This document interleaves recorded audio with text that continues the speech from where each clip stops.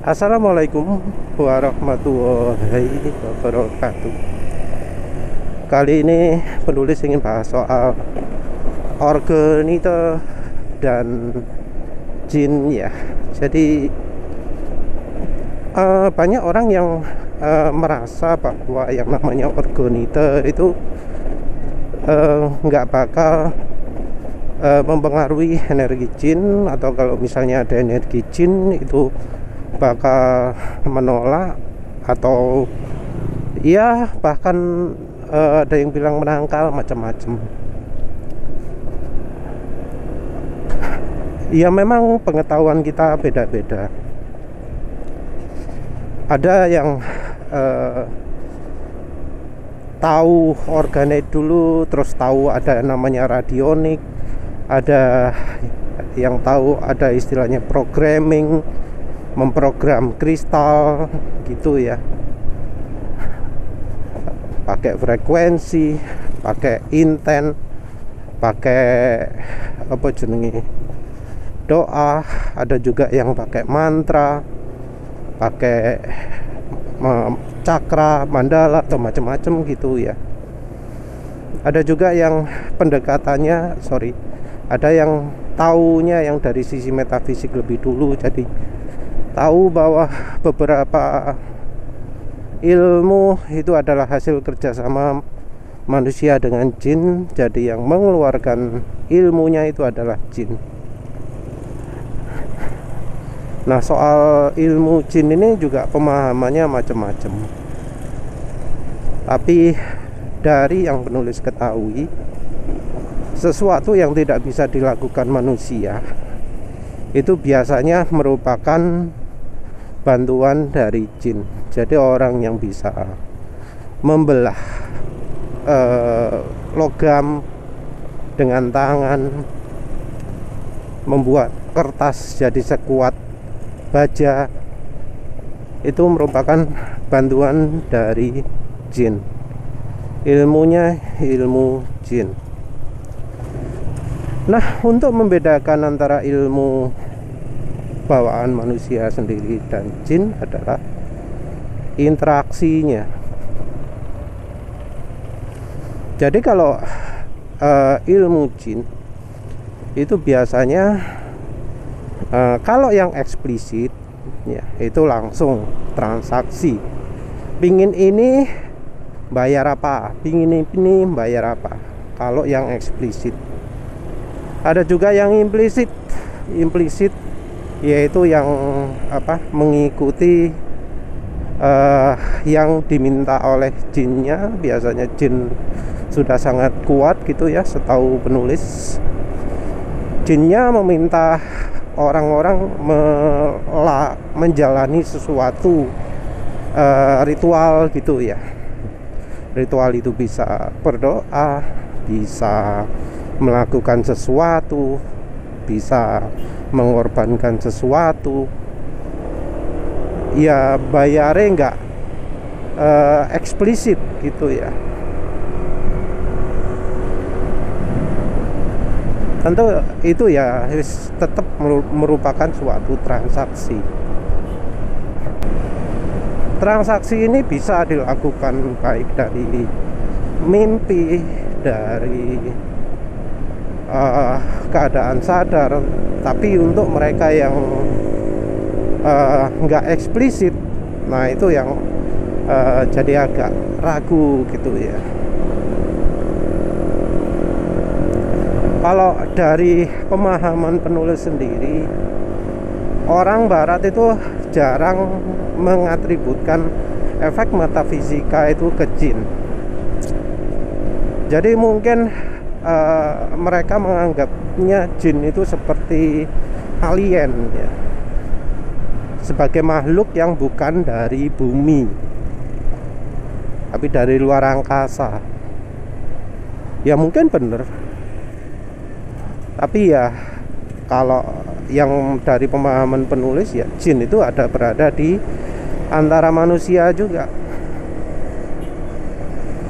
Kita nggak tahu siapa yang sedang bawa jin atau nggak bawa jin. Mungkin ada yang tahu sih, tapi itu butuh kemampuan khusus. Tapi yang jelas jin itu ya bisa ada di antara manusia. Jadi apa yang dipercaya orang barat itu jelas salah. Orang barat sendiri nggak terlalu mahir dalam melakukan komunikasi terhadap jin. Jadi mungkin ada yang butuh alat aneh-aneh gitu ya, dari kristal, dari apa gitu ya, yang konstruksinya wis jelimet gak karu-karuan, kayak yang apa istilahnya jenenge Koso, communicator device ya, katanya bisa berbicara dengan alien. Sementara kalau yang orang Indonesia beberapa ya bisa ngomong langsung, beberapa itu lewat mediumnya juga sederhana, kadang air bunga, kadang apa gitu ya.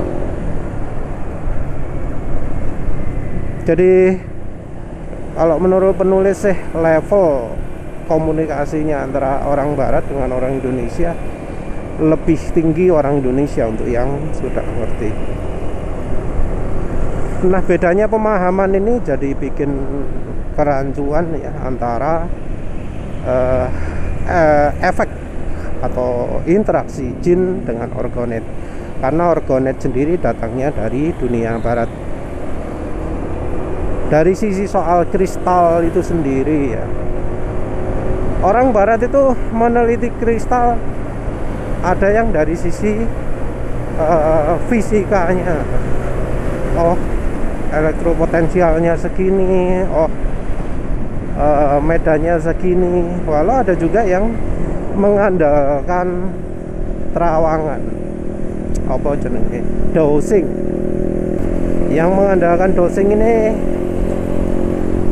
ada yang mengandalkan metafisika juga, perasaan metafisika.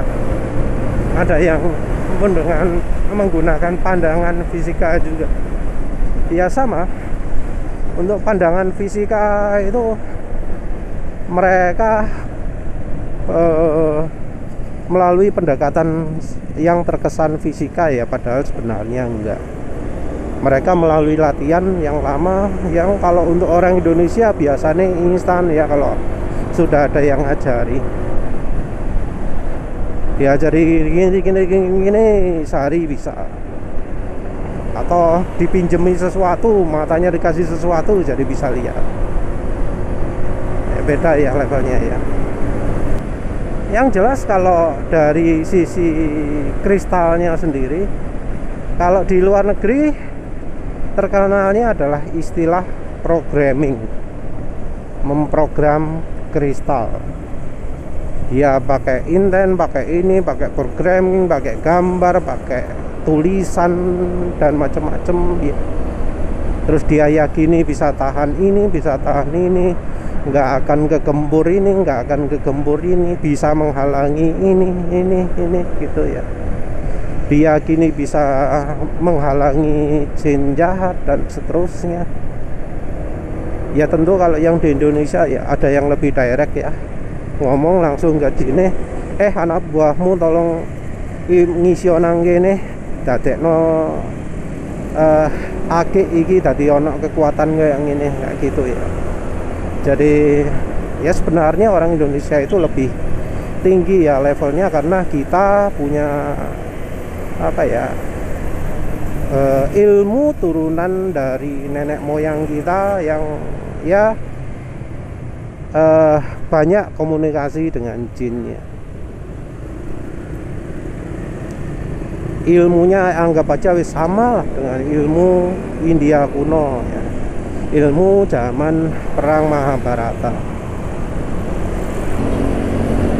Lawang ilmunya Mahabharata aja masih ada loh di Indonesia. Ilmu Pancasona itu beneran ada.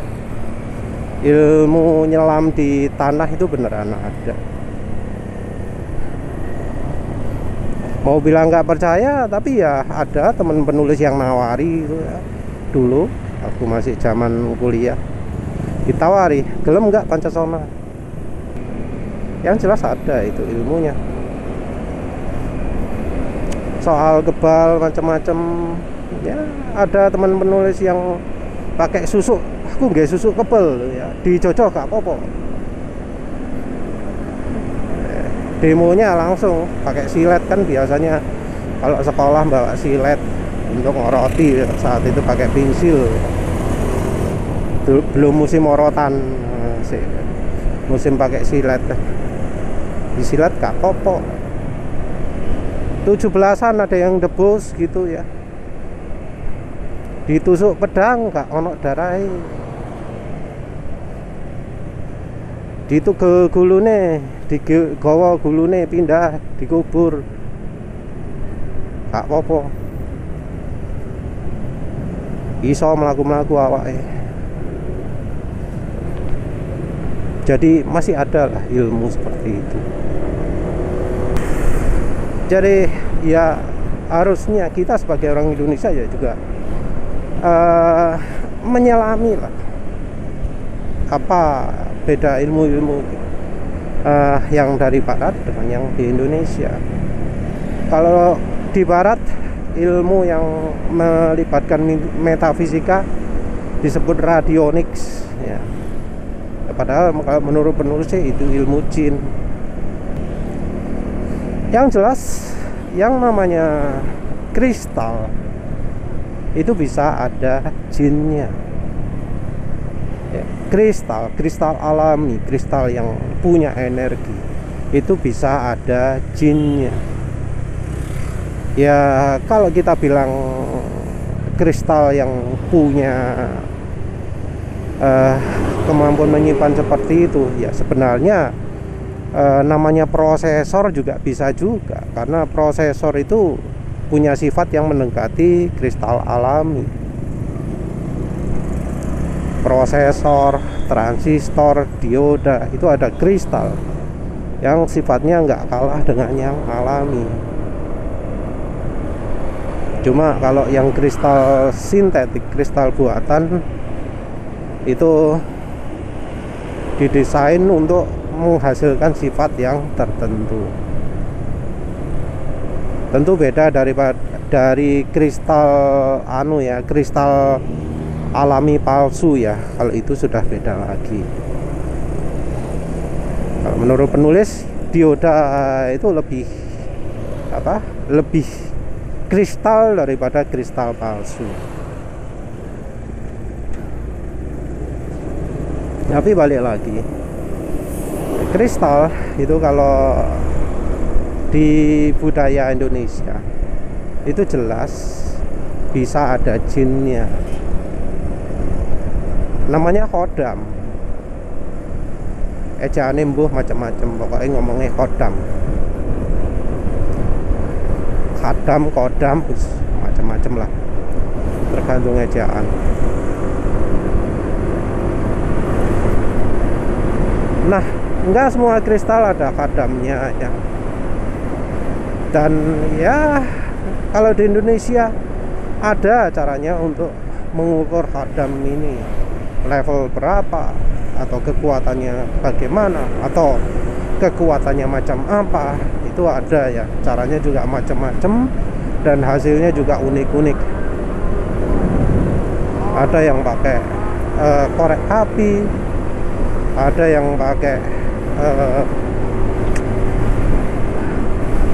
kayak rumput gitu ya.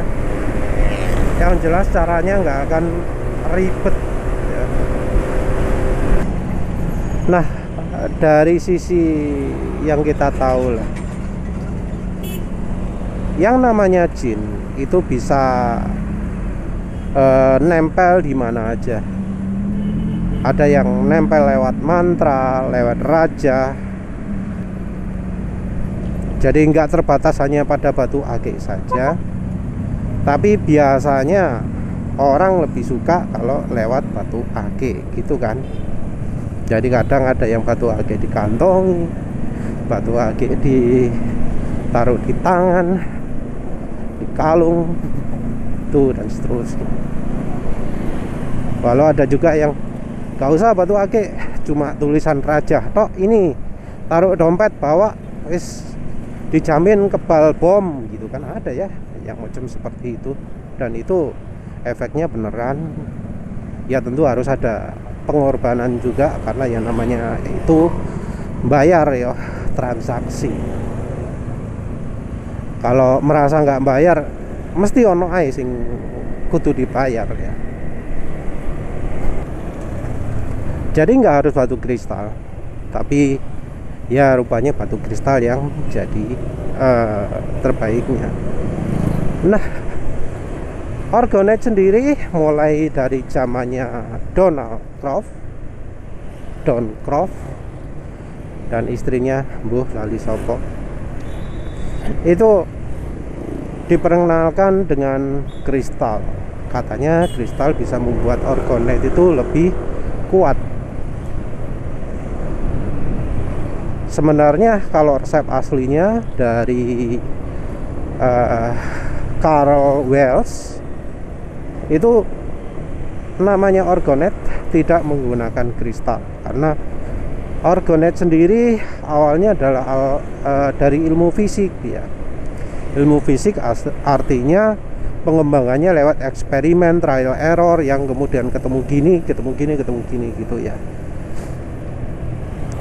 Tapi Don Croft kemudian memperkenalkan kristal, dan dalam perkembangannya Orgonet ini yang dari asalnya tidak ada kristalnya jadi terkenal sebagai yang campurannya kristal terus metal resin.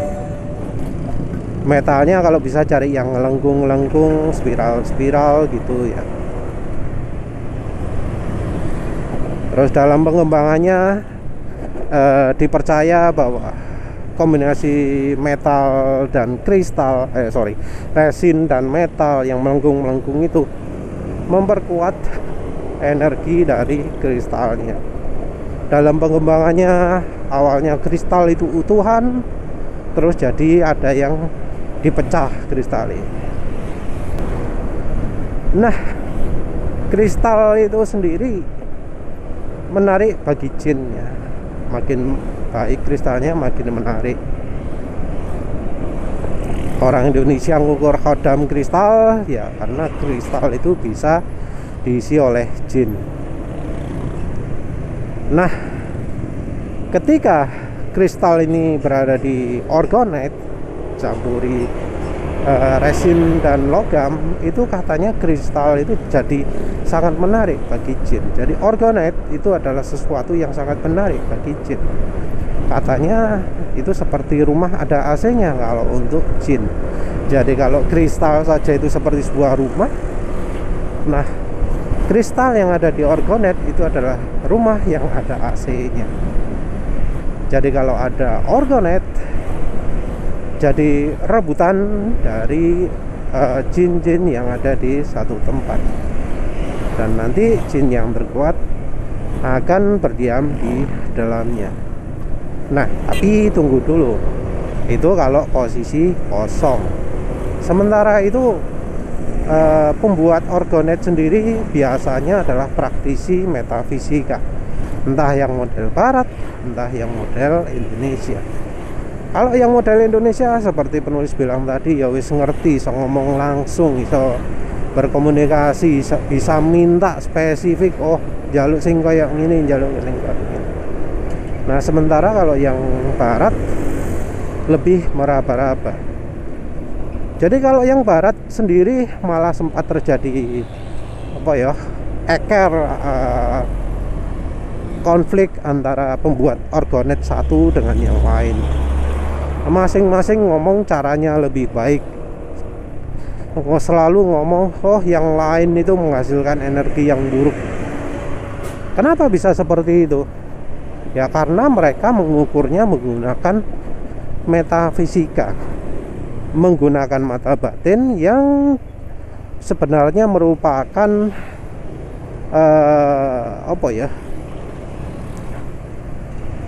merupakan pikiran yang disampaikan oleh jinnya ke orangnya. Jadi penilaian orangnya akan dipengaruhi oleh jinnya. Jadi ya tentu kalau yang buat Orgonet itu merupakan jin dari grup lain, grup yang berbeda, ya jelas dianggap nggak bagus, karena itu bukan sealiran misalnya, bukan segrup, bukan segolongan.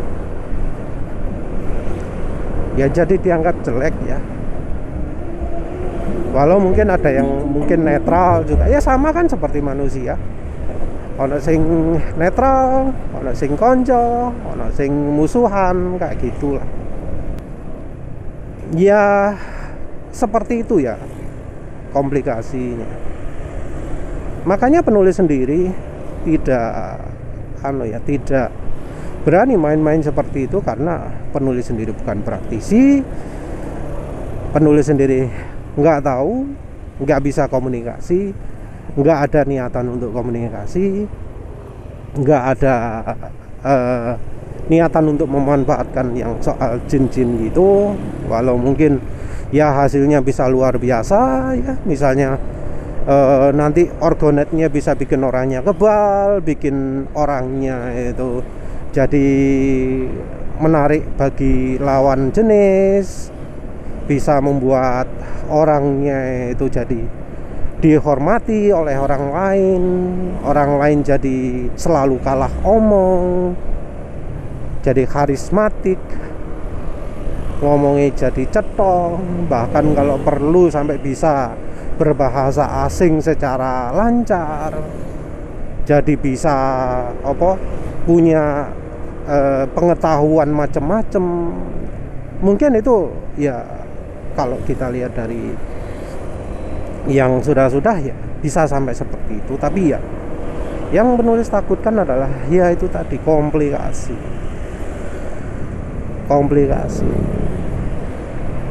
Takut ada batu kristal yang berlawanan isi jinnya ditaruh jadi satu, terjadi pertempuran yang kemudian orang jadi korbannya, jadi pusing macam-macam. Oleh karena itu penulis menghindari adanya batu kristal pada Cemenet. Ya itu alasannya. Tapi ya tetap ya, walau Cemenet itu nggak ada batu kristal, ada tetap efeknya ke jin. Jadi kalau efek pakai Cemenet kemudian terasa panas ya, jadi gerah macam-macam, maka kemungkinan yang penunggu rumahnya atau penunggu orang itu ya, jin yang ada di orang itu nggak terima dengan keberadaan Cemenite. Itu masih tetap terjadi sih, harus penulis akui itu. Jadi kalau pakai Cemenite terasa gerah padahal misalnya istrinya atau suaminya nyantai-nyantai aja, ya kemungkinan jin yang ada pada badan itu nggak setuju kalau pakai Cemenite. Sementara itu kalau dari sisi fisika, kristal itu juga bisa menghasilkan energi yang berlawanan dengan orgonet ya. Jadi penulis pernah tahu ada orgonet isinya kyanite, batu hitam, kristal hitam. Penulis masih ada, nggak dibuat. Nah, kristal hitam ini dikenal mempunyai energi yang positif. Ya, penulis ukur secara pendulum, arah putarannya sama kayak kutub negatifnya Aki. Nah, ya hal yang mengejutkan pun terjadi ketika penulis mencoba mengukur pendulum di bagian orgonetnya. Jadi itu orgonet penulis pecah, ambil batunya, dipisah. Dan ketika penulis ukur energi orgonet, ternyata putarannya berlawanan dari batu kyanitnya.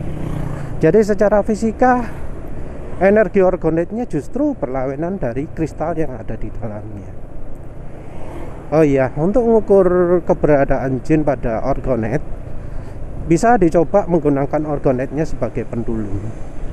Kalau ada isinya, maka orgonet ini tidak akan bisa berputar ke dua arah, akan hanya bisa berputar ke satu arah saja.